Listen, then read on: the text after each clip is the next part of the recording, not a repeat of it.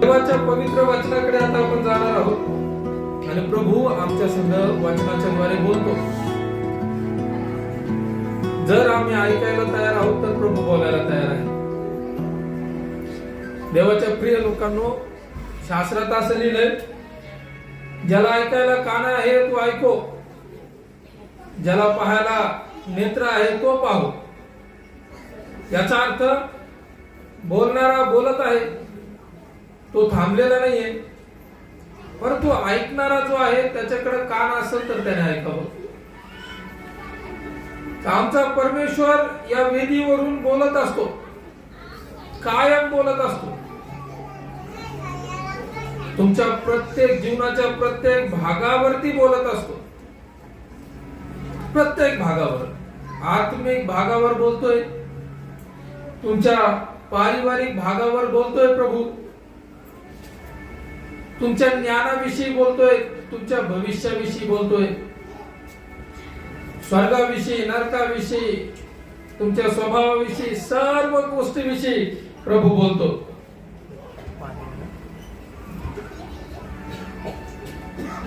मी जर स्वतःला कठोर करतो, मी ऐकत नाहीये, माझं लक्ष मी कुठेतरी दुसरीकडे भटकू देतो, तर मला असं वाटतंय की माझ्या संग कोणीच बोलत नाही, देव मला बोलत नाही. देव सर्वांना बोलतो, प्रत्येकाशी वार्तालाप करत आहे आमचा परमेश्वर. देवाच्या प्रिय लोकांनो, आपली कान आज उघडा.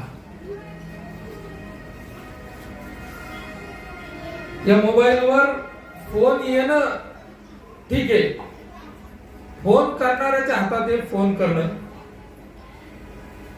परंतु मला त्याचं बोलणं ऐकायचं की नाही ऐकायचं हे मात्र माझ्या हातामध्ये. फोन करणारा फोन करतो, मला ऐकायचं की नाही ऐकायचं ते माझ्या हातात आहे, कारण बटन माझ्या जवळ आहे. मी जर रिसीव्ह करणार तर त्याचं आणि माझं संभाषण होणार. हालेलुया. देवाच्या लोकांनो, प्रभू म्हणतो मी बोलायला तयार आहे, तुम्ही ऐकायला तयार आहात का? Praise the Lord. कांबळे ताई त्यांच्या मुलाची फार मोठी साक्ष आपण ऐकली, तरी पण ताई तुम्हाला विनंती आहे माझी, तुम्हालाच नाही सर्वांना विनंती, आपल्या लेकरांना चर्चला आणा. तरुण असतील तर खास आणा, छोटे आहेत तरी आणा, संडे स्कूल आहे त्यांच्यासाठी. काहीतरी गडबड होईल, काहीतरी गोंधळ होईल आणि मग नंतर मी रडत बसल की अरे माझं लेकरू असं झालं, परेशानी झाली. त्यापेक्षा थोडस लवकर मी तुम्हाला हे म्हणतो की तुमचं लेकरू तुमच्या हातातून जाण्याच्या अगोदर त्याला प्रभू जवळ आणण्याचा खरंच प्रयत्न करा. तुमचे पती काहीतरी एकदम कुठेतरी शापित होणार काम किंवा काहीतरी देवाच्या विरोधात करणार असं पाप, ज्या पापाविषयी म्हटलंय योहानाच्या पत्रामध्ये की असंही पाप आहे की ज्याची क्षमा आहे आणि असंही पाप आहे की ज्याची क्षमा नाही. असं कुठेतरी आमच्या लेकराने, आमच्या पतीने, आमच्या पत्नीने जाऊन फसावं की ज्याची आता क्षमाच नाही, आणि मग मी रडत बसावं आणि मग देवाला हाक मारावी, यापेक्षा अगोदर आणलेलं बरं. म्हणून आपल्या सर्वांना मी विनंती करतो, प्रभूकडे आपल्या परिवारासहित या. तुम्ही एकटे किती धावले आणि जर समजा तुमचा पती प्रभू मध्ये नाहीये तर कधी ना कधी ठोकर लागणार, त्याच्यामुळे तुम्ही मागे खेचले जाणार. तुम्ही किती धावते, तुमची पत्नी नाही किंवा लेकरं नाहीये, तुमचे लेकरं नाही म्हटल्यावर तुम्ही किती प्रभू मध्ये धावले, पळाले, लेकरू बिघडलं तर गेलं ना, तुमचं पूर्ण आयुष्यच गेलं ना, वेस्ट गेलं सगळं. म्हणून प्रभूकडे सर्वांना घेऊन या. तुम्ही अशी विनंती करतो, प्रभू बोलणार आहे. किती लोकांना आज असा विश्वास आहे की प्रभू तुमच्या संग बोलत, तुमच्या जवळ आहे. प्रभू कायम बोलतो, प्रभू कायम बोलतो, तुमच्याच जवळ आहे. बोला हालेलुया. तुम्ही आज म्हणा, देवा मी माझे कान उघडतो. देव बोलायला तयार आहे. तुम्ही थोडस लक्ष लावा. वचनात असं म्हटलंय, तुम्ही एक पाऊल प्रभूकडे या, तो तुमच्याकडे येईल. तुम्ही परमेश्वराकडे या, परमेश्वर तुमच्याकडे येईल. आणि आज मी गॅरंटी देऊन सांगतो, किती मोठी समस्या असू द्या, किती मोठी तुमची समस्या असू द्या, ती घेऊन प्रभूकडे या. तुम्ही जर येऊ शकता ना, साऱ्या समस्या दूर होणार. प्रभू त्याच्या वेळेत पूर्ण समस्या दूर करणार, आम्हाला आशीर्वादाचे दिवस दाखवणार. हालेलुया. प्रभूचे वचन आज आपण ऐकणार आहोत. प्रभूच्या वचनाकडे जाऊया. निर्गमच्या पुस्तकामध्ये एक भाग आहे, जो भाग एका पारिवारिक प्रार्थनेमध्ये मला भेटला होता. त्या कुटुंबामध्ये मी तो शेअर केला. तो वचनाचा भाग आज मी मंडळीमध्ये तो सांगत आहे. निर्गम, मला असं वाटतं त्याचा 2 अध्याय फारो राजाविषयी आहे.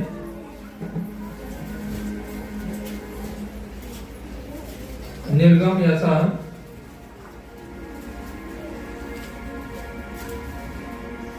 1 अध्याय, माफ करा, निर्गम 1 अध्याय, आणि त्याचं तुम्ही वाचा 8 पासून पुढे. योसेफाची ज्याला माहिती नव्हती असा एक नवीन राजा मिस्र देशावर आला. योसेफाची ज्याला माहिती नव्हती असा एक नवीन राजा मिस्र देशावर आलेला आहे. तो आपल्या लोकांना म्हणाला, पहा, या इस्रायल वंशाचे लोक आपल्यापेक्षा संख्येने व बलाने अधिक झाले आहेत. त्याला एक चिंता लागली. तो म्हणतो की हे इस्रायल लोक जे गुलाम आपल्या देशामध्ये राहत आहेत, मिस्र देशामध्ये इस्रायली लोक गुलाम म्हणून राहत होते, तो त्यांच्याकडे पाहून त्याला चिंता लागली. तो म्हणतो, हे गुलाम लोक, इस्रायली वंशाचे लोक आपल्यामध्ये राहत आहेत, आणि काय चिंता लागली वाचा. तर चला आपण त्यांच्याशी धूर्तपणाने वागूया. तो काय बोलतो, हे लोक बलाने जास्त झाले आहे, संख्या जास्त झाली आहे, यांची क्वांटिटी वाढत आहे आपल्या देशात, चला आपण त्यांच्याशी धूर्ततेने वागू. नाही तर ते संख्येने फार वाढतील आणि एखादा युद्धाचा प्रसंग आला म्हणजे ते आपल्या शत्रूंना सामील होऊन आपल्याशी कदाचित लढतील. आणि त्याला चिंता लागली आपल्या देशाची, की हे लोक आपल्यामध्ये राहतात, हे जर वाढले, हे बलवान झाले, ताकदवर झाले, उद्या एखादा युद्ध प्रसंग आला, कदाचित हे जाऊन शत्रूशी मिळतील आणि आमच्या बरोबर लढतील, आमच्या विरोधात होतील. त्यांची ताकद, त्यांची भरभराट या राजाला टोचू लागली. त्या भरभराटीमुळं, त्या ताकदीमुळं, वाढीमुळं तो परेशान होऊ लागला. व ह्या देशातून निघून जातील. त्यांनी त्यांच्यावर कामाचा बोजा लादून त्यांना जेरीस आणावे. ह्या हेतूने त्यांच्यापासून बिगर काम करून घेणारे मुकादम नेमिले. तेव्हा त्यांनी फारोसाठी पिथो व रामसेस ही कोठारांची नगरे बांधली. पण इतके अधिक त्यांनी त्यांना जाचले, तितके अधिक ते वाढून बहुगुणित झाले. बस, प्रेस लॉर्ड. जाच करू लागला फारो राजा. आणखीन एक वचन वाचूया आणि मग आपण पुढे जाऊया. 1 अध्यायाचं, निर्गम 1 अध्यायाचं तुम्ही वाचा 15 वचन. 2 इब्री सुईनी होत्या. एकीचे नाव शिप्रा व दुसरीचे नाव पुवा. त्यांना मिस्रच्या राजाने आज्ञा केली की तुम्ही इब्री स्त्रियांचे बाळंतपण करीत असता प्रसूत होण्याच्या जागी त्या बसलेल्या म्हणजे नीट पहा, आणि मुलगा असला तर त्याला जीवे मारा, पण मुलगी असली तर तिला जिवंत ठेवा. बस, प्रेस लॉर्ड. फारो राजाचं जे काही वृत्तांत आहे तो आता आपण वाचलेला आहे. आणि आज मी तुमचं लक्ष त्या फारो राजाच्या जीवनाकडे केंद्रित करतो. आम्ही निर्गमच्या पुस्तकातून अनेक व्यक्तीविषयी संदेश ऐकतो. एक महान कॅरेक्टर आहे मोशे. मोशेच्या जीवनातून संदेश ऐकतो. त्याच्यानंतर अहरोनाच्या जीवनातून संदेश ऐकतो. यहोशुआ, इस्रायल लोक, या सर्वांच्या जीवनातून आपण संदेश ऐकतो. परंतु फारोचं जीवन बऱ्याच वेळेस आम्ही विसरून जातो. आज आपण फारोकडे लक्ष देणार आहोत. आणि मुद्दा संदेशाचा हा आहे की तो जो फारो राजा आहे त्याच्या जीवनातून अनेक पाप घडले. त्याने फार पाप केले. तो फार वाईट वागला. इतका वाईट वागला तर बघा त्याच्या वाईट वागण्याचं वृत्तांत आम्ही वाचलाय. त्याने मुकादम ठेवले लोकांना मारायला. तो स्वतः म्हणतो आपण त्यांना अधिकाधिक जाच करू. जाच सुरू झाला. लोकांचा जाच करत आहे. इतका जाच केला लोकांचा की वचन सांगतं अक्षरशः लोकांना जीवन नकोस झालं. जाच किती केला? जीवन नकोस झालेलं आहे. ते कतरून गेले. त्यांना वाटलं आता आपण मरून जावा, नको हे जगणं. काम करणारे काम करत होते, विटा थापत होते. ज्याला काम होत नाही तो त्याला मारून टाकायचा.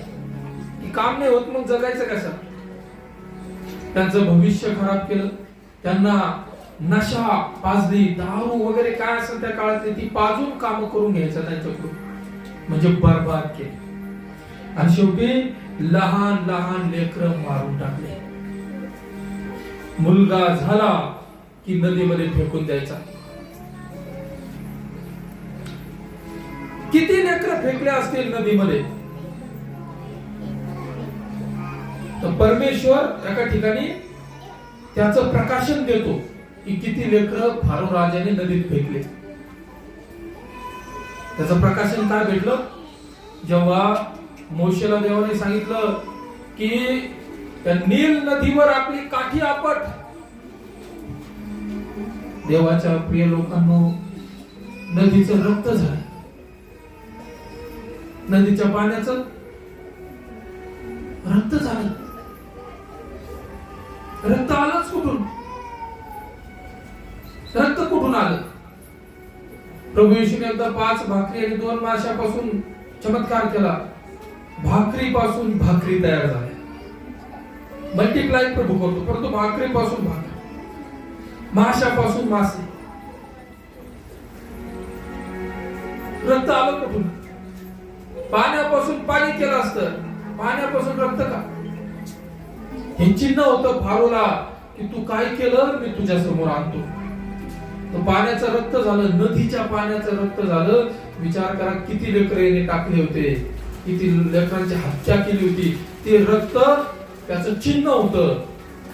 ते रक्त ओरडून सांगत होतं की इतके लेकर मारले, या नदीत रक्तपात झालेला आहे. असा भयानक फारो, इतका भयानक फारो की देवाने त्याला समुद्रात, तांबड्या समुद्रात बुडून मारला, तळाशी नेऊन मारला.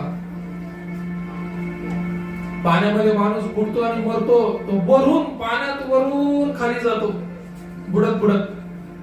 मग खाली जीव गेला की त्याची डेड बॉडी वर पाण्यावर तरंगते. फारोचं देवाने उलट केलं. त्याला पाण्याच्या तळाशी नेलं आणि तिथून मेला आणि मग तो वर आला. प्रभूचा क्रोध त्याच्यावर इतका होता. तर देवाच्या प्रिय लोकांनो, फारोने इतके पाप केले, देवाचा क्रोध अंगावर ओढून घेतला. आज मी तुम्हाला प्रभूची वाणी देत आहे.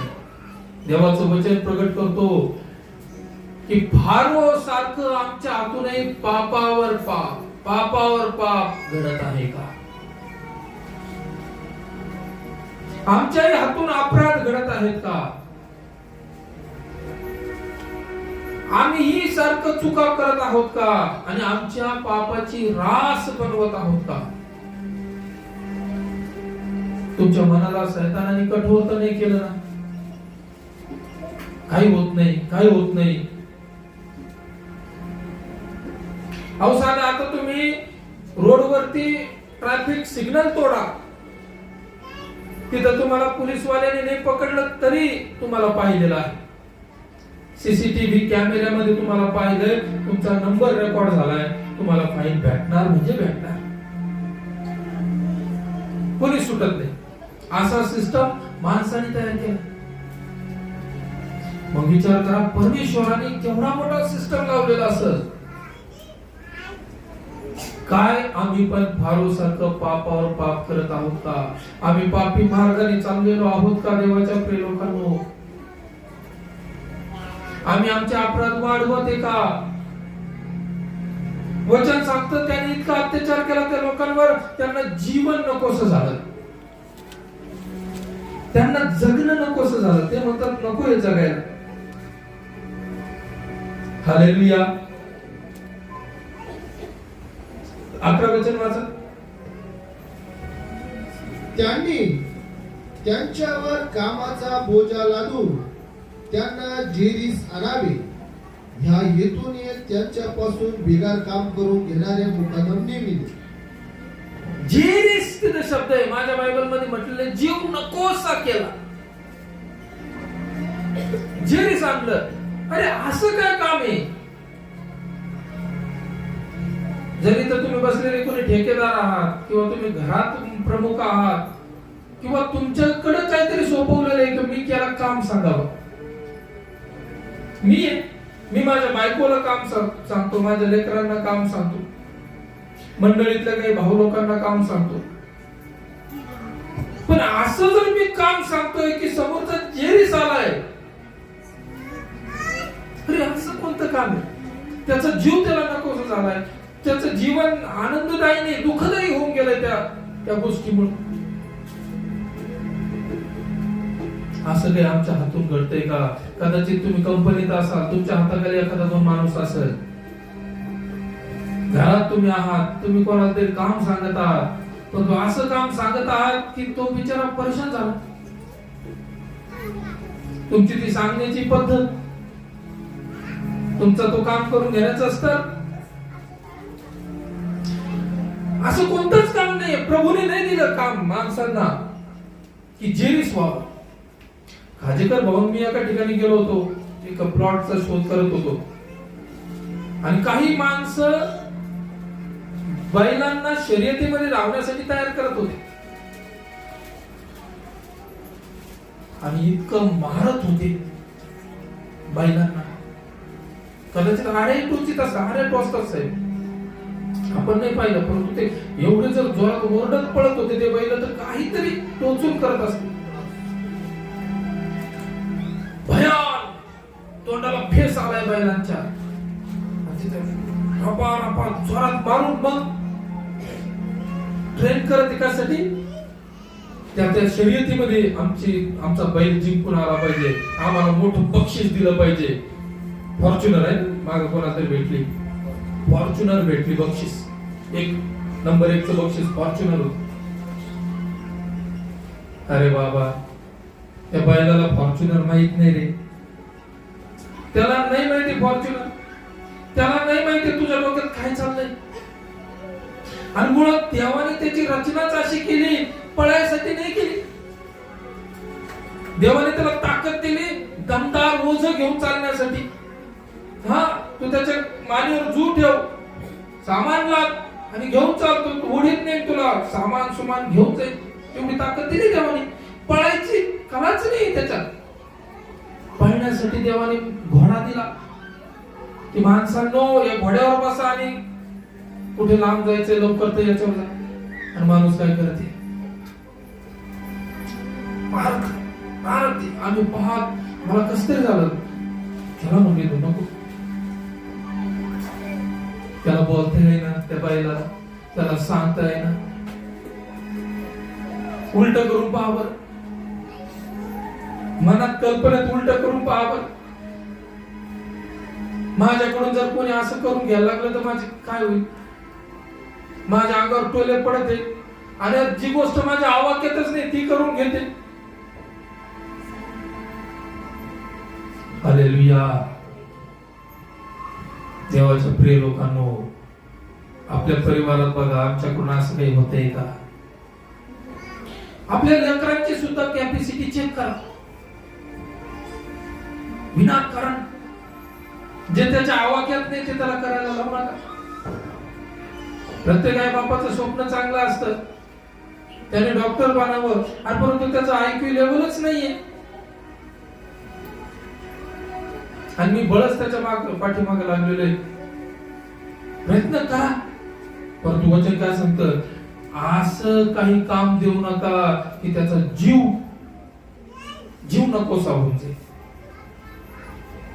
त्याला या जगाकडे पाहिलं की त्याचं मन भिरभिरतंय, त्याला या जगात आनंद लाभना, त्याचा पाहण्याचा दृष्टिकोनच बघा सारं उदास वाटत त्याला.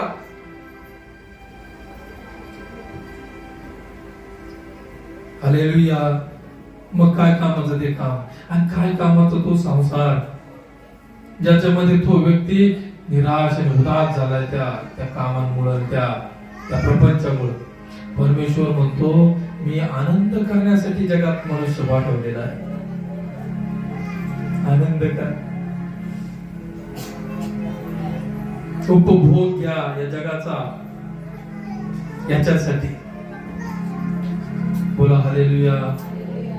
देवाच्या प्रिय लोकांनो, असं कुठलं कर्जही काढू नका. असं कुठलं कर्ज काढू नका की तुम्हाला तुमचा जीव जेरीस येईल, जीव नकोसा होऊन जाईल, की जगाकडे पाहिलं की त्याच्यात काही रस राहणार नाही. प्रभू म्हणतो, मी नाही केलंय. मी काय केलं? मी फळं बनवले, मी झाडं बनवले, मी डोंगर दर्या. ओ हालेलुया. वैराग भाऊ काय म्हणतात? पृथ्वी पुन्हा नाहीये म्हणून फिरून घ्या. पृथ्वी परत भेटणार नाही, फिरून घ्या, पाहून घ्या. देवाने दिलं, आमच्या आवाक्यात आम्ही केलं पाहिजे. परमेश्वराचं वचन सांगतं, ते वचन रेफरन्स माझ्या लक्षात येत नाही, तिथं म्हटलेलं आहे, देवाचा दास म्हणतो, मी मोठमोठ्या गोष्टीवर आपलं मन ठेवणार नाही, मी दीन जनांच्या सानिध्यात राहील. म्हणजे माझ्या आवाक्याच्या बाहेर मी त्याच्यावर लक्ष ठेवणार नाही, मी दिनांच्या सानिध्यात राहील आणि आनंद उपभोगेल. बोला हालेलुया. देवाचं फारो इतका वाईट, त्याने जेरी सांगलं, लोकांचा जीव नकोसा केला, आणि त्याचा लोकांचा आनंद हिरावून घेतला, लोकांचं भविष्य हिरावून घेतलं. ते कधी असं आमच्याकडून होतंय का? एखाद्याचं भविष्य आपण हिरावून तर नाही घेते. तो त्याचं काहीतरी करू शकतो बाबा त्याच्या परीने, परंतु आम्ही त्याला काहीतरी वेगळंच नादी लावून भविष्य खराब करून टाक. मी तर कधी कधी इतकं घाबरतो, मी जास्तीत जास्त खाजेकर बाबा संघ घेऊन फिरतो. का माहिती का? एकदा दोन म्हणलो मी, बाबा तुमचे काम असतील, तुमचे काम असतील येऊ नका. पण ते म्हणते प्रभूसाठी सारे कामं बाजूला. आणि आता ते बोलले, त्या शब्दावरून मग मला हिंमत आली त्यांना म्हणायची. ते म्हटले, जेव्हा जेव्हा मी देवाच्या कामाला येतो तुमच्या संग, देव मला आशीर्वाद देतो. हा म्हणलं, मग असं आहे का? ओके. नाहीतर तुम्ही तुमचं नुकसान करून मी तुम्हाला घेऊन फिरन हिंडणार, तुमचं भविष्य मी खराब करत. हालेलुया. देवाच्या लोकांनो, मी साधा एखादा तास कोणाचा एक घंटा घ्यायचा आहे, 1 तासभर, तर मला कसं तरी होतं. अर्धा पाऊण तास बोलतो नंतर विचार करायला लागतो, अरे आणि याचा वेस्ट तर नाही करत टाइम, याचा टाइम वेस्ट तर नाही करत, कारण हे आयुष्य पुन्हा नाही त्याला, हे एकदाच आहे. मला कोणी अधिकार दिला त्याचा टाइम वेस्ट करायचा? देवाच्या लोकांना फारो लोकांना जेरी सांगते, फारो लोकांचा आनंद हिरावून घेते, फारो लोकांचं भविष्य अंधारात टाकते, फारो लोकांना उदास करते, फारो लोकांना अशांत करते. इथं बसलेल्यांपैकी असं कोणाकडून होतंय का? कोणासाठी? माझ्या वागण्यामुळे, माझ्या बोलण्यामुळे. कधी कधी असं होतं, अरे माझी उपस्थिती समोरच्याला अशांत करते. असं होतंय का? तर मग मी काय कामाचा? मी तिथं असण्याने वातावरण खराब होते. त्याचा अर्थ मला स्वतःवर लई काम करायची गरज आहे. मला स्वतःला लय बदलवण्याची गरज आहे. हालेलुया. आणि जर मी असण्याने कोणी हसतोय, प्रेज लॉर्ड, काल नाही हसलो.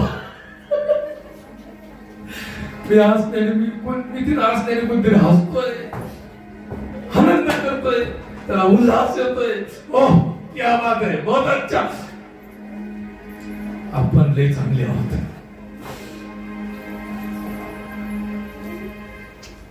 Praise Lord.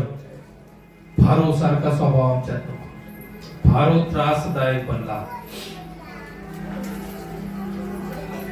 बोला हालेलुया. का बरं फारो इतक्या चुका करते? का बरं तो इतका त्रासदायक झाला? काही ना कारण. प्रिय ताई किरण ब्रदरच्या मिसेस साक्षी सांगत होते, एक शब्द होता, का बरं त्यांना तो संदेश आठवला की का बरं, त्याचे कारण शोधा. का बरं फारो इतका वाईट झाला? तुम्ही आज स्वतःला म्हणू शकता, का बरं मी त्रासदायक आहे? का बरं मी तिथे गेल्यानंतर वातावरण उदास होऊन जातं? का बरं मी गेल्याने, मी बोलल्याने भांडण लागतं? का बरं मी काहीतरी इन्व्हॉल्व होतो कशामध्ये तरी आणि सर्व नुकसानच होतं? मी म्हणतो असं नाही, असं करू आणि झालं नुकसान. का बरं फारो सारखं का होतंय आमच्याकडनं? का आमच्या हातून जास्त चुका होते, जास्त पाप होते, जास्त नुकसान होते, स्वतःच इतरांचं? का? मला हालेलुया. त्याचे एक 2-3 कारण आहेत, त्याकडे तुमचं लक्ष केंद्रित करतो. तो आपला संदेश आहे.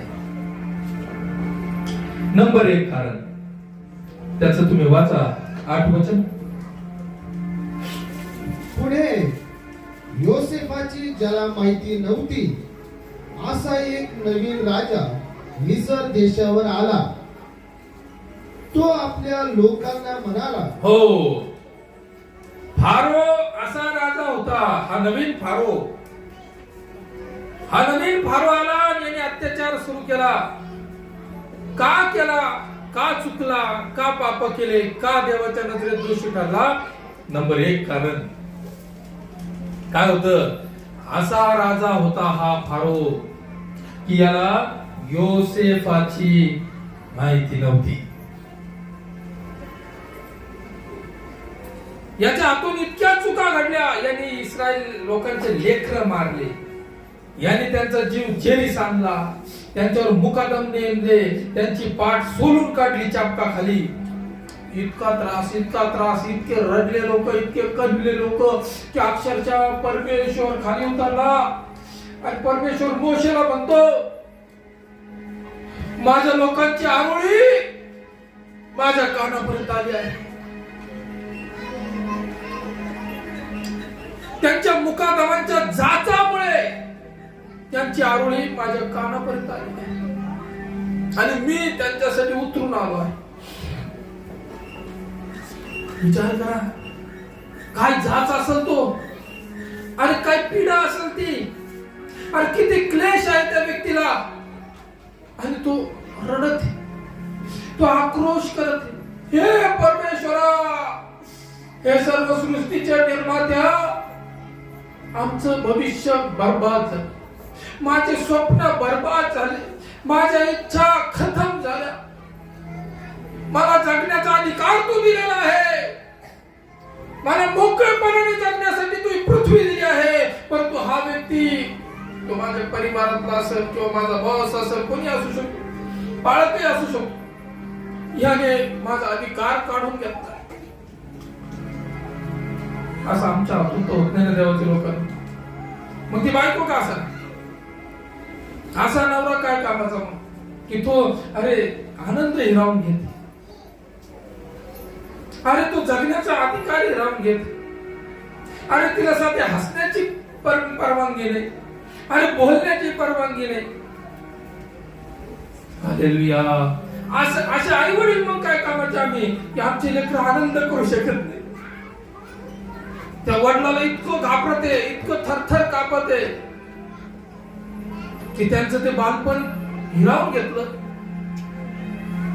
जे कधीच येणार नाही, जे की अनमोल आहे. हालेलुया. देवाच्या प्रिय लोकांनो, प्रभूचं वचन काय सांगतं? हा फारो इतका वाईट का होता माहिती का? कारण त्याला योसेफाची माहिती नव्हती. योसेफ होता 400 वर्ष अगोदर त्या देशात आला होता. जुना फारो होता, यांचा दादा परदादा त्याच्या संपर्कात हा आला होता. त्या फारोला स्वप्न पडलं होतं की देश बर्बाद होणार आहे, 7 वर्षाचा महाभयंकर दुष्काळ पडणार आहे, परंतु त्याला त्याचा अर्थ कळत नव्हता. मग जेलमधून योसेफाला बोलवला. योसेफाने फारोला, त्या जुन्या फारोला अर्थ सांगितला आणि काय योजना केली पाहिजे ते सुद्धा सांगितलं. मग तो जुना फारो म्हटला होता की तुझ्यासारखा ज्ञानी कोणीच नाही ज्याच्यामध्ये देवाचा आत्मा वास करतो. तू माझ्या घराचा कारभारी हो, माझ्या देशाचा. तुझ्या म्हणण्याशिवाय, तुझ्या शब्दाशिवाय देशात कोणी काहीच करणार नाही. मी सिंहासनापुरता काय फक्त राजा फारो, पण तुझा हुकूम चालेल माझ्या देशात. त्याने प्रधान बनवला आणि मग एक पिढी गेली, तो फारोही मेला, योसेफही मेला.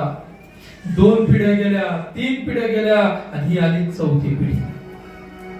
एक असा राजा पदावर आला ज्याला योसेफाची माहिती नव्हती. याला माहित नाही की ह्या गुलाम लोकांमधूनच होता योसेफ. त्याने आम्हाला वाचवले, त्याने आम्हाला, आज जर मी आहे, माझा वंश मी आहे, तरी या योसेफामुळे आहोत. नाहीतर कशाचं आम्ही जगलो नसतो, आमचं राजपद गेलं असतं, आमचं राजघराणं बर्बाद झालं असतं, काहीच उरलं नसतं त्या दुष्काळात. यांच्यामधून एक व्यक्ती होता योसेफ, त्याने वाचवले आम्हाला. हे या राजाला माहित नाही. हालेलुया. आणि म्हणून हा जाच करते, म्हणून त्याच्या लोकांना, योसेफाच्या लोकांना त्रास देते. देवाच्या प्रिय लोकांनो, हा योसेफ येशू ख्रिस्ताचं प्रतीक आहे. योसेफ, बघा ते जीवन योसेफाचं आणि बघा येशूचं जीवन. जुन्या करारामध्ये एक भविष्यवाणी सारखा, येशू ख्रिस्ताची भविष्यवाणी म्हणून याचं जीवन दाखवलं होतं. योसेफ येणार आहे, असा एक येणार आहे येशू ख्रिस्त. तो असा असेल, वाचवणारा, तारणारा, गुलामीतून सोडवणारा. योसेफाचं प्रतीक आहे, येशूचं प्रतीक आहे योसेफ. नंबर 1 साम्य. बघा साम्य.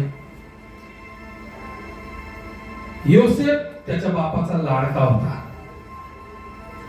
वचन सांगतो तो त्याचा म्हातारपणाचा होता, म्हणून इतर सर्व भावांपेक्षा याकोबाचं जास्त प्रेम होतं योसेफावर. नवीन करारात बघा, जेव्हा येशूचा बाप्तिस्मा झाला, आकाशातून काय वाणी झाली?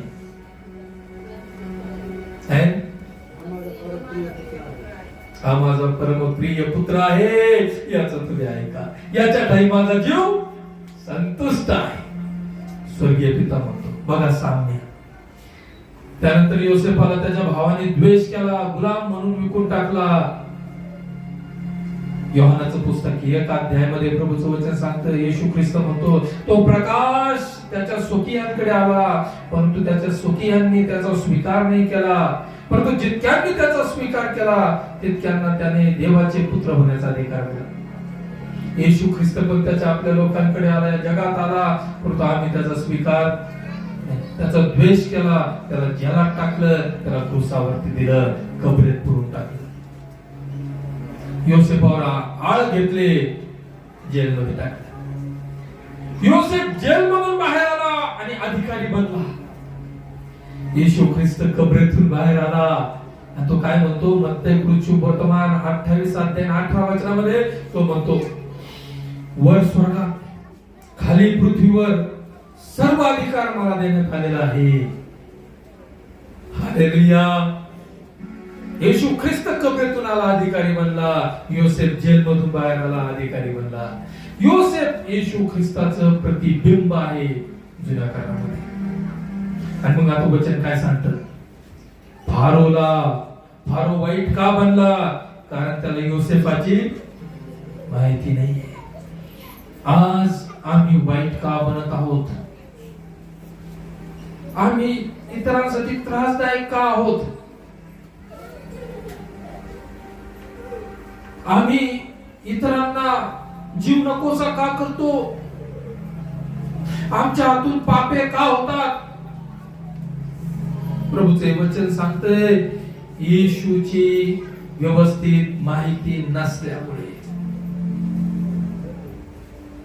मला जर प्रभूची नीट माहिती नाहीये तर मग मी असं वागतोय.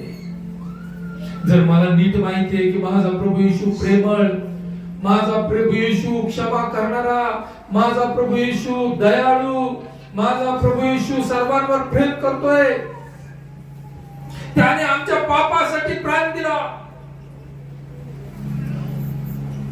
तर मी असं वागल का?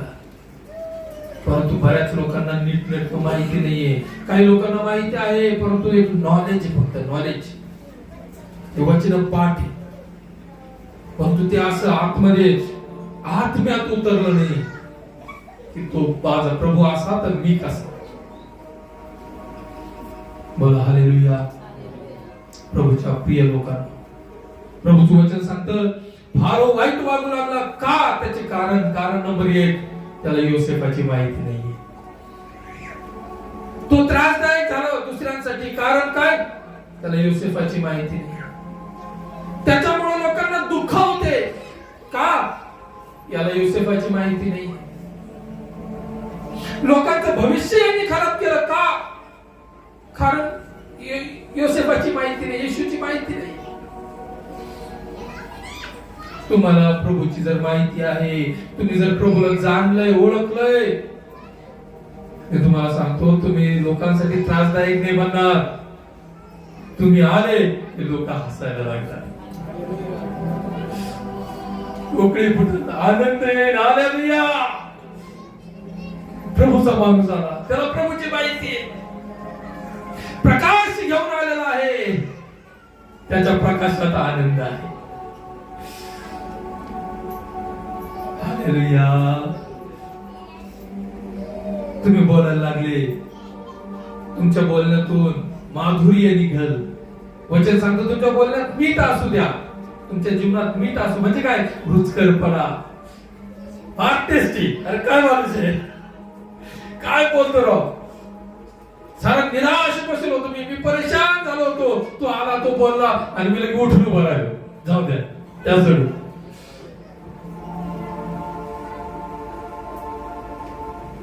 हालेलुया. काय तुम्हाला असं बनायचंय का? तुमची इच्छा आहे मी असं बनावं? आयुष्य आहेच किती. मी काय म्हणतो, मी एका ठिकाणी नाडे अंकलची प्रार्थना होती, तिने बोलून दाखवलं. माझ्या वडिलांचं आयुष्य 40च्या आसपास होतं, त्याच्या आत होत आणि ते वारले. मी आज 35 आहे. तसा जर हिशोब केला तर आणखी 5-6 वर्ष राहिले असतील. आणि त्याही पेक्षा जास्त जगतो, बापापेक्षा जास्त जगतो, म्हणजे बोनस आहे. उरलंय किती? बापाच्या बरोबरीत घ्यायचं तर 5-6 वर्ष उरलेलं आहे, बस तेवढंच. हालेलुया. आयुष्य आहेच किती, आणि त्याच्यात मी सगळ्यासाठी त्रासदायक. माझ्यामुळं काम बंद पडते, माझ्यामुळं लोक परेशान होते, माझ्यामुळं देवाचंही कार्य बंद पडते, माझ्यामुळं नुकसान का? कशाला? मी असा कारणीभूत का बनू? माझ्यामुळं हसले पाहिजे, माझ्यामुळं सुख आलं पाहिजे, माझ्यामुळं खुशी आली पाहिजे. एखाद्याचं वाईट होतं, ज्या त्या गोष्टीला जो कारणीभूत आहे, बायबल सांगतं तो नाश होईल, तो नाश होईल. यहुदा इस्करियोत त्याने येशूला धरून दिलं. मुळात येशूने क्रूसावरती मरावं ही देवाची इच्छा होती, ही त्याची इच्छा होती, योजना होती. परंतु प्रेषितांची कृती एका अध्यायामध्ये प्रभूचं वचन काय सांगतं? प्रभूचं वचन सांगतं, पेत्र म्हणाला की तो कारणीभूत होता. येशूला धरून देण्यासाठी कारण कोण बनला? यहूदा. आणि म्हणून तो नाशाचा पुत्र होता आणि तो नाश झाला. आणि प्रभू त्याच्याविषयी काय म्हणतो त्या ठिकाणी? म्हणे जो मला धरून देणार आहे तो तुमच्यामध्येच बसलेला आहे, शिष्यांना म्हणतो प्रभू. आणि प्रभू म्हणतो तो जन्मला नसता तर बरं झाला असता. तो जन्माला आला नसता बरं झालं असतं.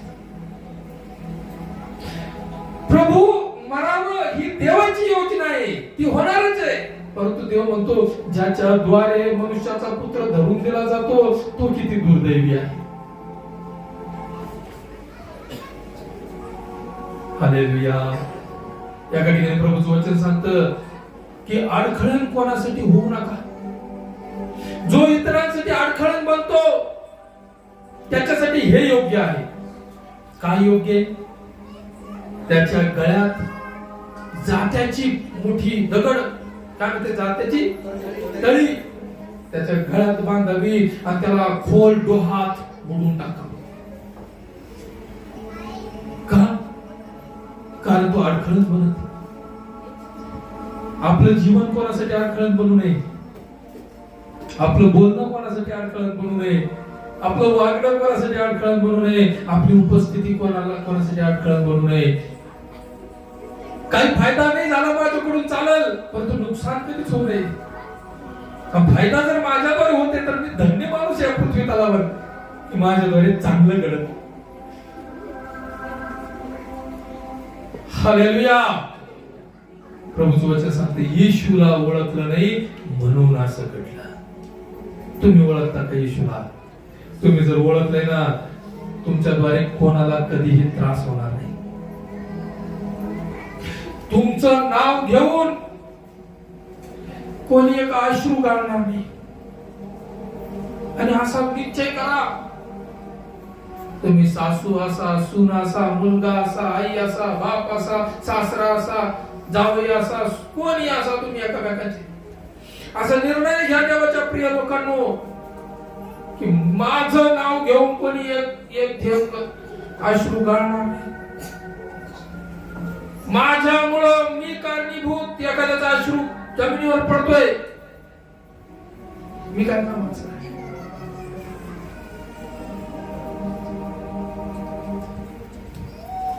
बोला हालेलुया. कोणाचाच अश्रू गळलं नाही पाहिजे. माझे वचन सांगतं अश्रूंचं मोल फार मोठं. अश्रूचं मोल फार मोठं. मोल सांगतो, महत्व सांगतो अश्रूंचं, जेणेकरून नको आपल्यामुळे कोणाचं असू दे, कोणी रडला नाही पाहिजे माझ्यामुळे. आनंदाने आनंद अश्रू असतील तो वेगळा भाग. अश्रूचं मोल सांगतो तुम्हाला. प्रभूचं वचन सांगतं नोहाला प्रभूची वाणी आली, जेव्हा तारुत तो बाहेर आला, परमेश्वर म्हणतो की सारे फळं वगैरे मी तुला देतो मानव जातीला खायला आणि सर्व हिरवळ प्राण्यांना, हे तुमचं अन्न आहे. पण आजपासून मी मांस सुद्धा तुला देतो मनुष्य जातीला, त्यांनी नॉनव्हेज सुद्धा खाऊ शकतात असं त्यांनी नोहाला प्रभूने सांगितलं बायबलमध्ये. आणि मग नंतर प्रभू म्हणतो तुम्ही मांस खाऊ शकता परंतु रक्त खाऊ नका. रक्त खाऊ नका. रक्ताचं काय करायचं तर म्हणे त्या प्राण्याचं रक्त जमिनीवर होता. रक्त कुठे टाकायचंय? जमिनीवर ओतून द्यायचंय. म्हणजे रक्त भूमी पिईल आणि शेवटी न्यायाच्या दिवशी प्रत्येक रक्ताचा मी हिशोब घेणार आहे. म्हणून रक्त कुठे टाकायचंय? भूमीवर. प्राणी एखादा कोंबडा कापला, तुम्ही चिकन कापलं, रक्त कुठे गेलं पाहिजे? खायचं नाही. रक्त नाही खायचं, सांडून टाकायचं जमिनीवर. प्रभू न्याय करणार. या जमिनीला विचाराल किती रक्त सांडलं तुझ्यावर आणि कशामुळे सांडलं. एखादा कोंबडं चिकन तुम्ही कापताय काय उद्देश आहे तुमचा? खाणे. ओके, प्रभूची आज्ञा आहे तर ठीक आहे, ते खाण्याच्या उद्देशाने मी तो प्राणी मारला प्रभू, परंतु विनाकारण मारत हे रक्त सांडते. उद्देश काय? मी जे सुरुवातीला उदाहरण सांगितलं, त्या शर्यतीत धावण्यासाठी बक्षीस मिळवण्यासाठी इकडं प्राण्यांचं जर त्याचं रक्त सांडते त्या उद्देशाने प्रभू सोडित नाही. देवाच्या प्रिय लोकांना वचन सांगतं, प्राण्यांचा आवाज सुद्धा प्रभू ऐकतो. वचनात दिले, कावळे मला अन्न मागतात. मग ही ढोरं जनावर बैल ओरडत नसतील का देवाला? बोला हालेलुया. मी अश्रूचं मोल सांगण्याचा प्रयत्न करते. रक्त जमिनीवर होता. आणि दुसऱ्या एका वचनात असं सांगितलंय, मी प्रत्येक अश्रू बुद्धीत भरून ठेवतो. अश्रू कुठे? अश्रू मात्र प्रभूने बुद्धीत भरून ठेवले, बाटलीमध्ये. ज्या ज्या माणसाचे अश्रू या भूमीवर, या भूतली रडतो, त्याचे अश्रू प्रभू बुद्धीत भरतो. प्रभू म्हणतो, रक्त मातीवर सांडा, अश्रू मात्र मी झेलतो. माझ्या बुद्धीत मी ठेवणार साचून. बोला हालेलुया. कारण अश्रू तेव्हाच माणूस गाळतो जेव्हा तो फार क्लेश पावतो, आतून तुटतो, आतून विभोर होतो, हताश होतो, आणि तो रडायला लागतो. म्हणजे अरे इथं ते जनावर मारून टाकलं, गेला त्याचा प्राण, विषय मिटला. त्यापेक्षा जास्त त्रास आहे क्लेश, विभळता, आतून तुटणे.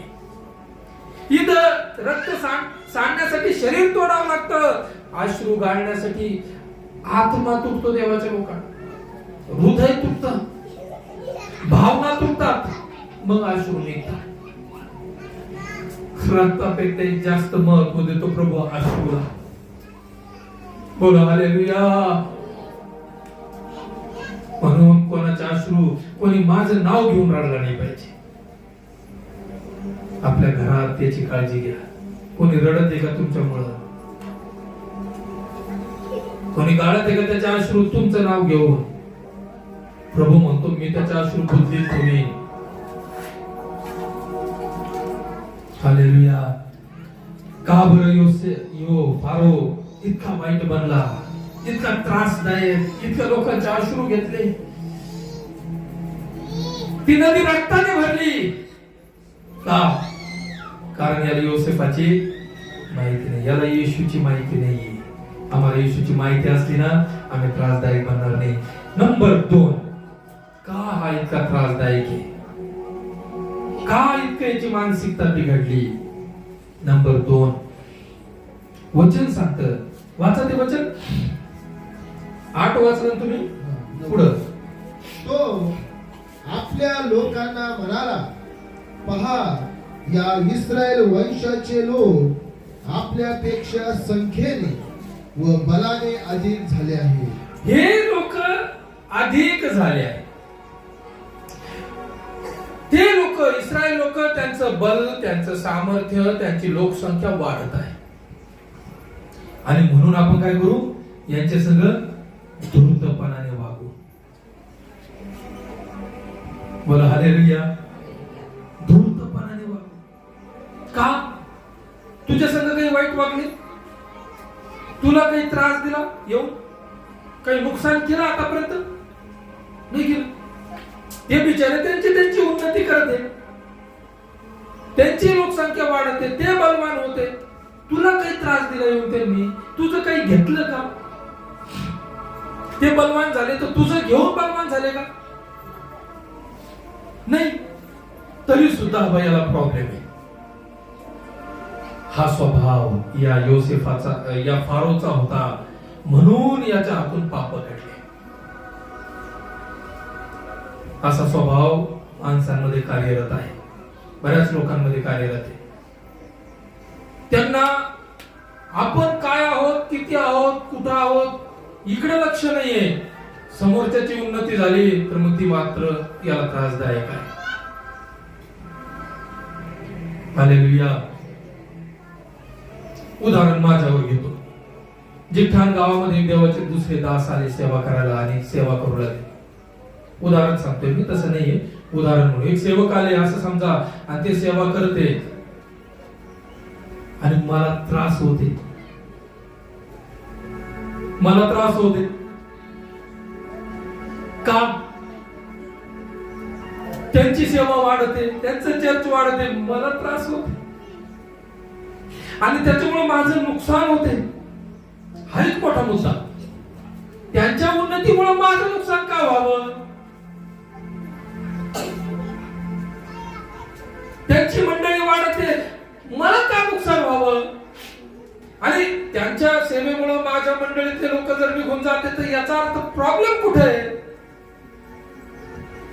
प्रॉब्लेम त्या देवाच्या दासाजवळ आहे का माझ्याजवळ आहे? बोला हालेलुया.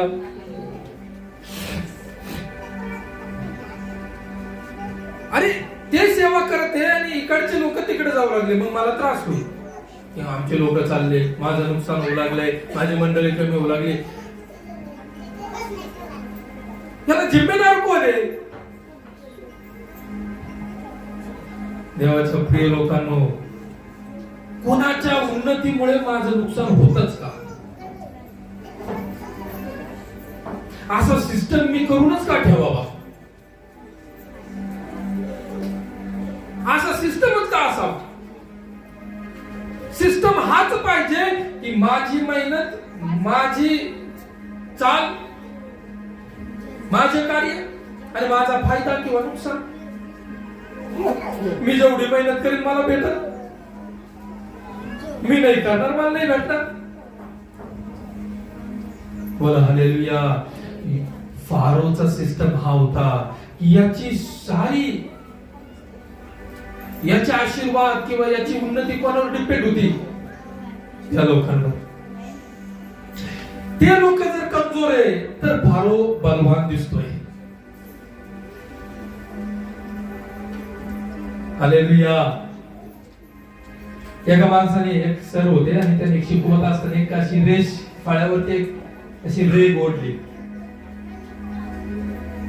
आणि दुसऱ्या मुलाची त्याची एक रेग ओढली, छोटी, एक मोठी एक छोटी, अशी एक अर्धी, एक फुटाची, एक 2 फुटाची. म्हणजे याच्यात मोठी कोणती? तो मुलगा म्हणजे सर तुम्ही ओढलेली रेग मोठी. म्हणजे तुझी रेग मोठी कशी होईल? माझी रेग माझं दर्शक आहे, मी मोठा आहे तुझ्या समोर, तू मोठा कसा होशील? त्या मुलगा आला. बघा मानसिकता कशी असते. उदाहरण आहे ते, सत्य असं काही माहिती नाही, परंतु उदाहरण. तो मुलगा आला, सरांना काय वाटलं मुलगा काय करेल? त्याची स्वतःची रेग 1 फूट आहे, सरांची 2 फूट आहे, हा स्वतःची रेग 3 फूट करील. म्हणजे मी काय प्रवचन करेल लेकरांना, काय धडा देईल की स्वतःवरती काम करा, स्वतःला उंच करा, तुम्ही सगळ्यांपेक्षा पुढे जाऊ शकता. मानसिकता बघा. लेकरू आलं तरी काय केलं? स्वतःची रेग मोठी करण्याच्या ऐवजी काय केली? सरांची 2 फूट होती ना, याची 1 फूट होती, सरांची त्याने 1.5 फूट पुसून टाकली. म्हणजे बघा सर माझी रेग आता मोठी. हालेलुया. हो, अशी मानसिकता, अशी डिपेंडेबल लोक, त्यांचं आयुष्य दुसऱ्यावर डिपेंड आहे. तो छोटा असला ना माझ्या समोर तर मग मी मिरवू शकतो स्वतःला, मी मिरवील, मग मी मोठा दिसत.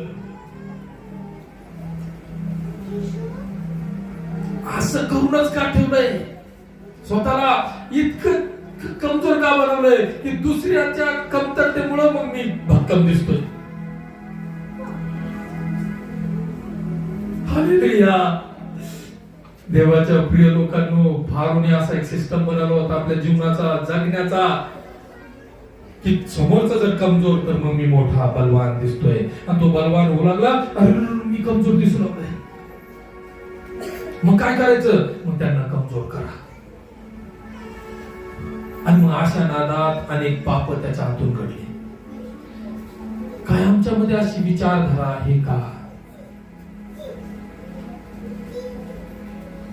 की तो त्यांनी कमी राहावं, त्यांनी कमीच बोलावं, त्याने असंच करावं, त्याने छोटच राहावं, तर मग माझी महिमा आणि माझं गौरव. नाही, त्याला करू द्या, त्याचं त्याला जाऊ द्या. मुळात स्वतःला कोणाशी कम्पेअर करूच नका, कोणाशीच करू नका. तो मी संघ चालत आहे, ओके, तो संघ नाहीये, मी माझं चालत आहे, तो त्याचं चालत आहे. तो पुढे चालला तर मला त्यांनी फरक पडत नाही, माझा मी चालत. तो मागे राहिला, मी पुढे, त्यांनी मला फरक पडत नाही, मी माझं चालत. हालेलुया.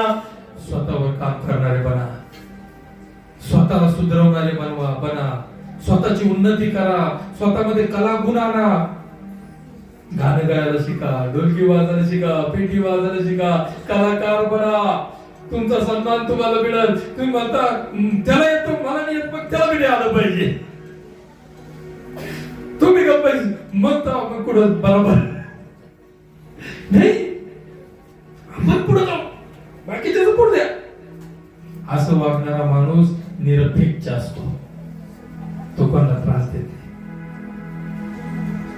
कोण किती पुढे गेला, कोण किती मागे राहिलाय, मला नाही घेणार. मी किती मेहनत करते ती मला माहिती आहे. बोला हालेलुया.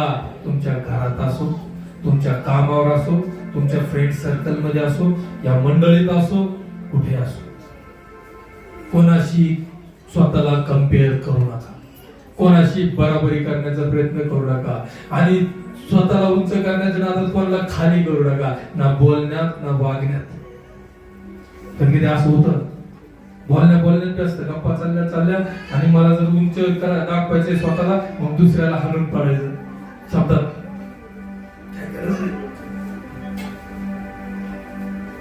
हालेलुया. देवाच्या प्रिय लोकांनो, फारो इतका वाईट का झाला? नंबर 1, त्याला योसेफाची माहिती नाही, येशूची माहिती नाही. नंबर 2, तो डिपेंडेबल माणूस आहे, तो लय कमजोर माणूस आहे, दुसऱ्यावर अवलंबून येतो. दुसऱ्याची प्रगती किंवा अधोगती त्याच्यामुळे याला परिणाम होतो, असा कमजोर विचारधारेचा माणूस आहे फार. आणि कमजोर लोकच त्रासदायक होतात बघा. बलवान कोणाला त्रास देत असतो. हालेलुया. जो खरा बलवान आहे तो कोणाला त्रास देत नाही, तो उलट सगळ्याला घेऊन चालतो. बोला हालेलुया. हत्ती कधी कोणाला विनाकारण मारित नाही, उलट हत्ती पाळले जातात.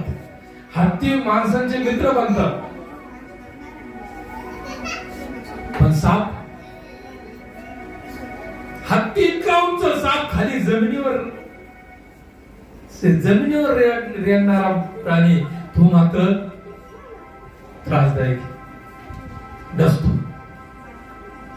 कमजोर लोक असं असतात. स्वतःला कमजोर बनवू नका, स्वतःला बलवान बनवा. मोठी विचारधारा ठेवा, बलवान विचारधारेचे लोक बना. तुम्ही कोणासाठी त्रासदायक बनणार नाही. उलट प्रभू काय म्हणतो माहिती का? याचं थोडं इको मध्ये गाणं चालू असतात.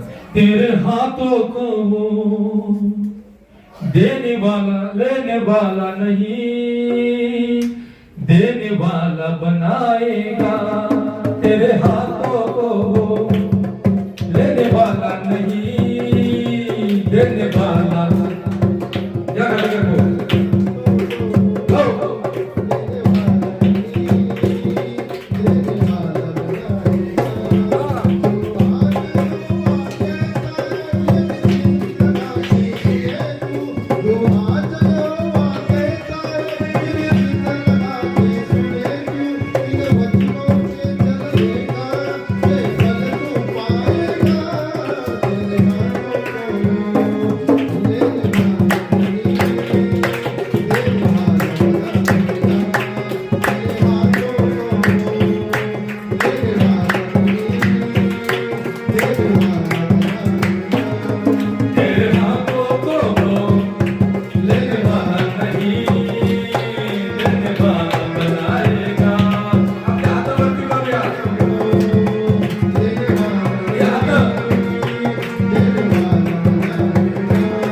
तेरे हाथों को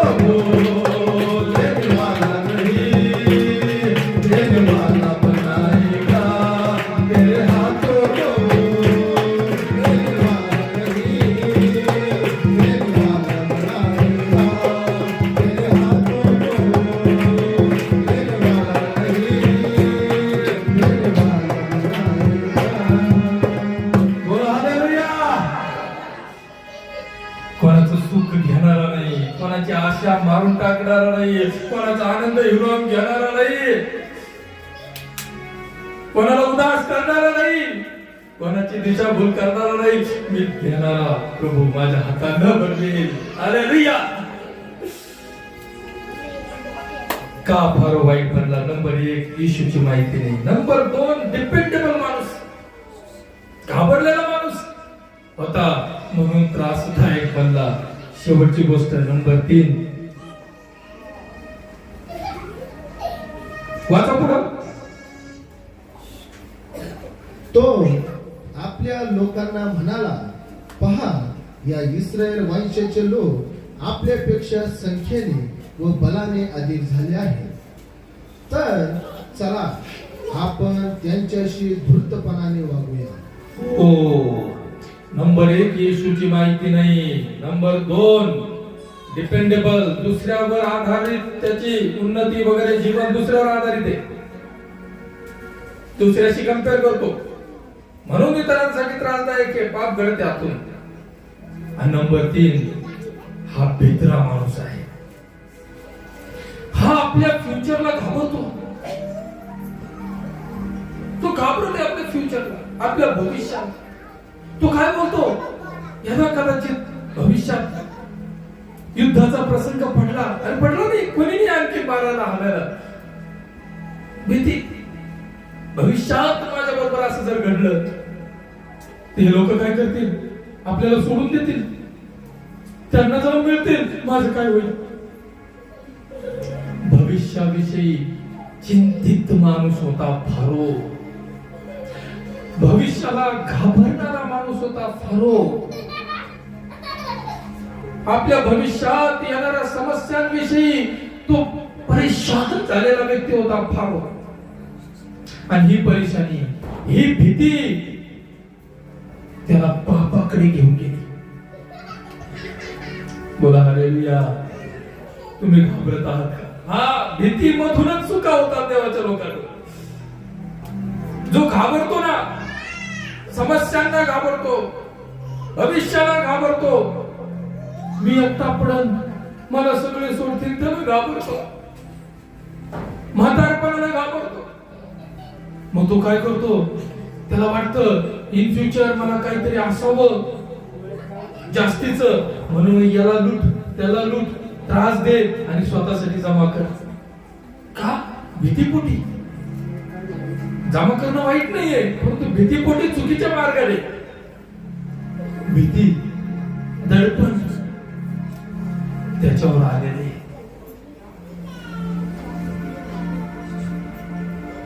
भीतीपोटी. हालेलुया. बायकोला ताब्यात, नवऱ्याला ताब्यात, सासूला ताब्यात, सासऱ्याला ताब्यात, सुनाला ताब्यात. का? मन मोकळं असेल तर नाही चांगलं. भीतीपोटी की मला सोडून जातील, मला कोण सांभाळीन, मला कोण पाहिजे, मी एकटा पडन. मोठी भीती अंतःकरणात आहे. बोला हालेलुया. मागच्या दिवसात काही सेवक माझ्याकडे आले होते आणि त्यांनी मला विचारलं, तुम्ही कुठे सेवा करता? म्हटलं जिकठाण गावामध्ये. जिकठाण तुर्कावत निसारे गाव चालू टाकले. त्यांनी ते सगळं विचारून घेतलं आणि नंतर ते तिथं प्रार्थनेला गेले. आणि मग सागरला येऊन भेटले. सागरला म्हणे आमच्याकडे या म्हणे प्रार्थनेला. फार प्रयत्न केला मंडळी तोडण्याचा, नाही तुटले, नाही तुटले. आता मागे एक सेवक मला येऊन भेटले, म्हणे जिकठाण मध्ये सेवा करण्याची इच्छा आहे माझी. म्हटलं जा, आमच्या लोकांना सांगू का मदत करायला, तुम्हाला मदत करते. आणि मग ते माझी मन पाहत होते. ते म्हणे ते खरंच आमच्याकडे येतील का प्रार्थनेला, आमच्या चर्चला? म्हटलं मला माहिती नाही, गेला प्रयत्न करून पहा. तुम्ही देवाचे दास आहे, तुम्ही प्रयत्न करा, मी प्रयत्नच करत असतो की लोकांचा उद्धार व्हावा. प्रयत्न करायला काय हरकत आहे? हालेलुया. अहो भीती नको ना, सेवेमध्ये भीतीने केलेली सेवा चुकीचं काहीतरी मग करणार. कारण भीती आहे, लोक कमी होते का काय होते का असं होईल तसं होईल. देवाच्या प्रिय लोकांनो, कोणत्याही क्षेत्रात जर तुम्ही भीती बाळगून करत आहात, तो साधा अभ्यास करताना लेकराला बघा, ते मोटिवेट होऊन जर अभ्यास करते तर त्याच्या लक्षात बसत. घाबरून जर अभ्यास करते तर त्याच्या लक्षात नाही राहत. आहे ना, असं होतं. तुम्हाला अनुभव आला असेल, मला आलेला आहे. उद्या पेपर आहे, आज रात्री बसले अभ्यास करत. खरंच अभ्यास आहे का? अभ्यास नाही, भीती आहे. पूर्ण रात्रभर अभ्यास करते. कोणी म्हणून काय काय एन्करेज झालाय, काय उत्साही झालाय. उत्साह आहे का तो? उत्साह नाहीये, भीती आहे. घाबरलेला आहे. वाचतो नंतर म्हणतो दुसऱ्याचं उत्तर होतं. पहिल्याचं दुसरं वाचून राहिला, दुसऱ्याचं तिसरं वाचून राहिला. सारं गोंधळ झाला. भीतीने नाही. देवाच्या लोकांनो, जीवन आनंदाने. कोणाला तुम्हाला आपल्या कंट्रोल मध्ये ठेवायचंय, आनंदाने त्याचा फायदा करणारे विचार त्याला सांगा, तो तुमच्या कंट्रोल मध्ये नाही. तुमचे प्लॅन्स वाढवा, तुमची बुद्धी वाढवा, तुमचं ज्ञान वाढवा, तुमचं समर्पण वाढवा. लोक पाहतील, तुमच्या फळावरून तुम्हाला ओळखतील. अरे काय फळ या माणसाच्या जीवनात. चला त्याचं ऐका, त्याचं ऐका. तो फायद्याचं सांगणार आहे, आपलं नुकसान नाही होणार. हालेलुया. दडपण भीतीमध्ये फारो जगत होता. आता भीतीपोटी असे काही प्लॅन आखले. त्याला वाटतं तुम्ही माझ्या देशासाठी करते. अरे मग भीतीतून प्रेरित झालाय. भविष्याला घाबरत. अनेक लेकर भविष्याला घाबरत. नोकरी कशी भेटेल, काय कसं होईल, घाबरून काहीतरी करते. काहीच होत नाही, हाती काही लागत नाहीये. घाबरून नाही. देवाच्या प्रिय लोकांना, परमेश्वराचं वचन आज तुम्ही ऐका, तुमची भीती पळून जाणार आहे. भीतीपोटी आपल्या एखाद्या व्यक्तीला ताब्यात ठेवण्यासाठी बळच. अरे तुम्ही डेंजर नाहीये. तुम्ही मुळात जसं दाखवते आणि ज्या ऍक्टिव्हिटीज करते तुम्ही नाही येते. तुम्ही तू असं करून गेलं, तसं करू नको. मुळात तो बेस उभं चाललाय कुठं तरी, आवाजात. मुळात आवाजही तसा नाहीये, मंजूळ आवाज आहे बिचारा. परत बेस आणून डोळे बेस फाडून काही करायची गरज नाही ना. हे कुठून आले? हे काल मी कारण तूच आतून मुळात घाबरलेला आहे. घाबरलेला माणूस काहीतरी जास्तीचा करायचा प्रयत्न करतो. भीती सोडून द्या, कशालाच घाबरू नका. बघा देवाचं वचन तुम्हाला काय काय सांगते. यशिया 46 अध्याय 3-4 वाचा.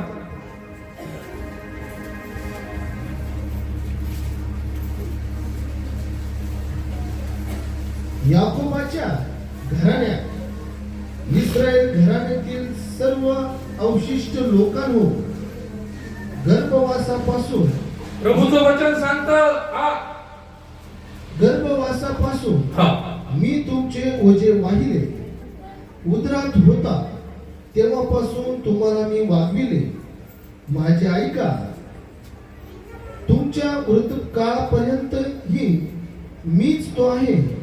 तुमचे केस पिकत तोपर्यंत मी तुम्हाला वागवीन. निर्माण करता मीच आहे, वागवणारा मीच आहे. मी खांद्यावर वागवून तुमचा बचाव करीन.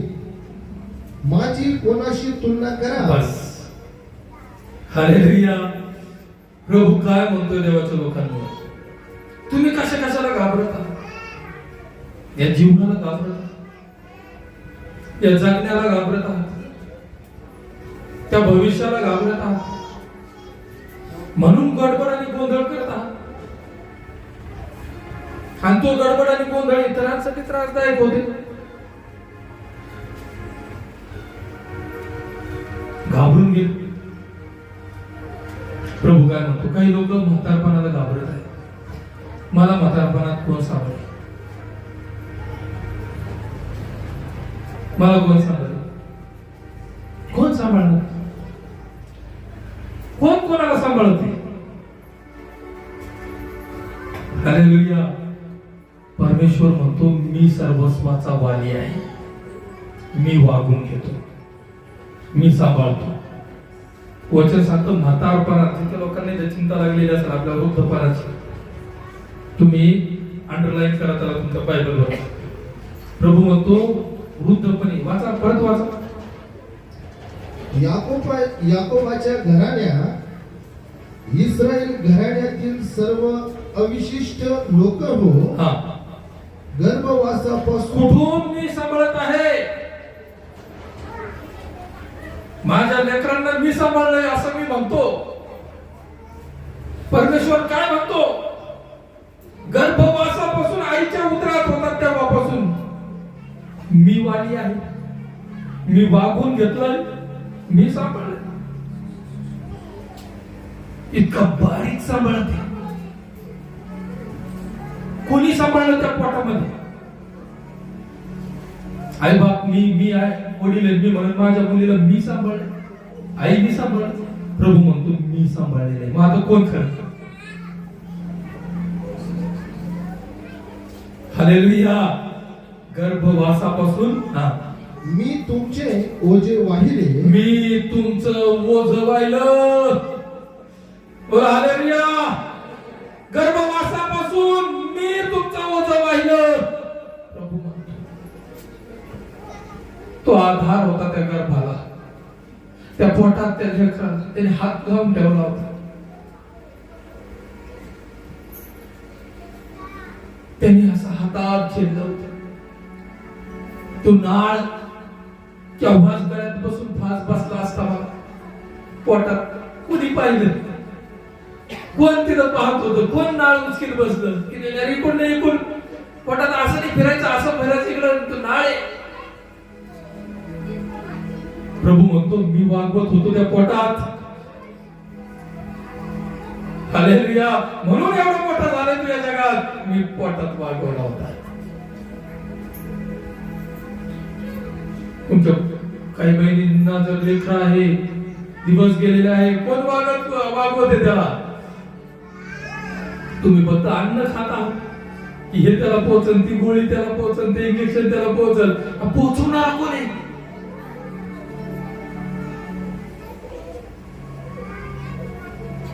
कोरोनामध्ये डिलिव्हरी झाली.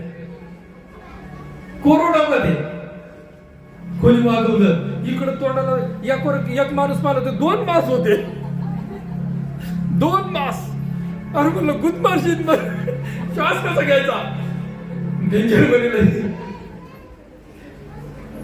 त्याला कोणी मास दिला? प्रभू म्हणतो गर्भावस्थेपासून मी वागवलंय तुला. पुढे उदरात होता तेव्हापासून तुम्हाला मी वागविले, माझे ऐका. प्रभू म्हणतो माझं ऐका, मी येतो. कोणाच ऐकते? तू माझं ऐक. मी वागवलंय, मी सांभाळलंय, मी उचलून धरलंय. तुमच्या वृद्धापकाळापर्यंतही मीच तो आहे. म्हातारा होशील ना, प्रभू म्हणतो मी कोण आहे? तेव्हापर्यंत मी, तेव्हापर्यंत मी मीच तोच आहे. तोच कोणता? जो गर्भात सांभाळत होता का? बघा शब्द काय प्रभू याने बोलला, वृद्धपणात मीच परमेश्वर आहे तुला सांभाळणार. मी तोच आहे. कोणता? ज्याने गर्भात सांभाळलं. आता गर्भात सांभाळायचं म्हणलं किती आल्हाद, किती क्रिटिकल काम आहे. आल्हाद, हळूच. हालेलुया. वेगवेगळे काम आहे ना. आता बाहेर गौतम भाऊ वेल्डिंग करत आहे, लोखंडे दाना दाना धापा धापा, इकडे हे मिस्त्री काम आहे. परंतु काय एखादं नाजूक काम, फरशी बसवायची, ती अशी करता येईल का? धापा धापा नाजूक आहे. तू तर लहान लेकराला सांभाळण्याचं ते कार्य नाजूक आल्हाद इतका सिरियसली तो सांभाळत होता. प्रभू तिथं काय म्हणतो माहिती म्हातारपणात, मी तोच आहे. कोणता स्वभाव दाखवला प्रभूने तुमच्या म्हातारपणात? लहान लेकराला जसं गर्भात सांभाळलं ना, इतका इतका हळूच आणि इतका सांभाळून इतकं काळजीपूर्वक प्रभू तो म्हातारपणात तुला सांभाळणारा मी तो आहे. तुझं म्हातारपण मी असं सांभाळेल. इतका आल्हाद, इतकी काळजी घे. तू काय घाबरतो? तू काय भीती बाळगली? आणि एवढं नाजूक आणि इतका आल्हाद कोण सांभाळेल? तुझे पोर तरी सांभाळते का? प्रभू म्हणतो तो मी. अनेक लोकांना म्हातारपणात हाल होते का माहिती का? कारण त्यांचा विश्वास त्या माणसावर आहे, त्याच्यावर नाहीये. तू इतका चांगलं सांभाळला म्हातारपणात. तुमचे केस पिकत तोपर्यंत मी तुम्हाला वागवीन. निर्माण करता मीच आहे, वागवणारा मीच आहे. मी खांद्यावर वागून तुमचा बचाव करीन. कुठं कसा करीन? इथं बसवीन. त्या म्हातारपणात मी तुला पुढे बसवीन, माझ्या खांद्यावर बसून तुला वागवीन. असं कोण सांभाळून राहिलं? देवाच्या प्रिय लोकांनो, या प्रभूवरती आपला भाव ठेवा. घाबरून जाऊ नका, निराश होऊ नका, माणसाकडे पाहून हताश होऊ नका. म्हातारपण सांभाळणारा माझा परमेश्वर आहे. कोणी सांभाळत नसतो, माझा परमेश्वर सांभाळतो. त्याच्यावर आशा ठेवा, तो चांगल्यातलं चांगलं सांभाळ करेन. काही तरुण लेकरं ते आपल्या फ्युचर विषयी घाबरते. प्रभू काय म्हणतो? त्या गर्भाशयापासून म्हातारपणापर्यंत मीच आहे. त्या तरुणपणात, त्या कष्टाच्या टायमात सुद्धा देव तुम्हाला सांभाळायला तयार आहे. बोला हालेलुया, हालेलुया. पायावरती उभे राहूया आणि प्रार्थनेच्या वातावरणात जाऊया. फारो का पाप करू लागला? का चुकला? प्रभूचं वचन सांगतं कारण येशूला ओळखत नव्हता. प्रभूचं वचन सांगतं कारण तो इतरांकडे पाहत होता, दुसऱ्यावर डिपेंड होता. प्रभूचं वचन सांगतं तो घाबरणारा व्यक्ती होता. आज येशूला ओळखा. आज दुसऱ्यावर डिपेंड राहणं सोडून द्या, स्वावलंबी बना, देवावर डिपेंड राहा. प्रभूचं वचन सांगतं ज्यांनी त्याच्याकडे पाहिलं ते प्रकाश पावले, त्यांची मुखे कधी लज्जेने काळवंडली नाही. माणसाकडे नाही, त्याच्याकडे पहा. आणि आज भीतीचा आत्मा निघून जाऊ द्या. फ्युचरला घाबरू नका, फ्युचरला घाबरू, भविष्याला घाबरू नका, म्हातारपणाला घाबरू नका, तरुणपणाला घाबरू नका, संसार प्रपंचाला घाबरू नका. हात तुमचे करणारा परमेश्वर आहे. मोशेला म्हणे तू काठी उगार, तांबडा समुद्र दुभागणारा मी आहे. तू उडी मार, मी तुला तीराला देणार आहे. Hallelujah, hallelujah. डरो मत, चुपचाप खड़े रहो, खुदा की नजात के काम देखो. डरो मत, चुपचाप खड़े रहो, खुदा की नजात के काम देखो. डरो मत, चुपचाप खड़े रहो, खुदा की नजात के काम देखो. डरो मत,